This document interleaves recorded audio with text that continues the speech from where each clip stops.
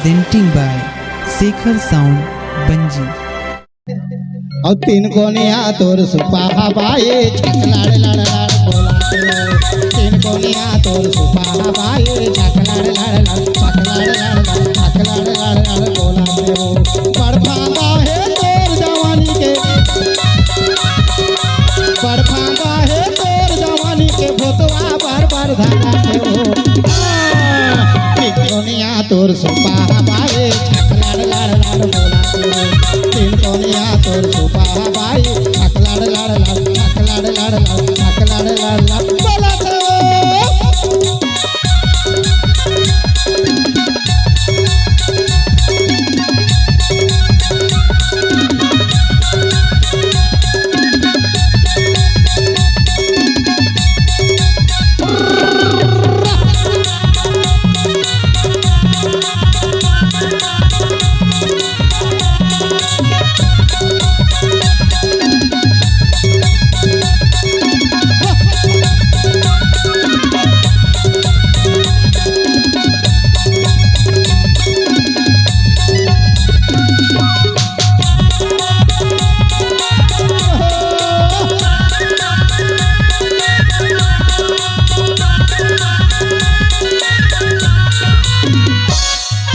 मार के मंतर सुपा धोता हूँ सिंह दिया जला के हो।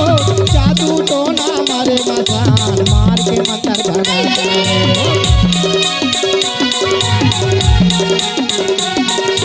मार के मंतर सुपा धोता हूँ सिंह दिया जला के हो। जादू टोना मारे मसान मार के मंतर भगाता हो। जादू टोना मारे मसान मार के मंतर भगाता हो। माहौला संसो है तोर जवानी के, माहौला संसो है तोर जवानी के भूतवा बार बार धराते हो।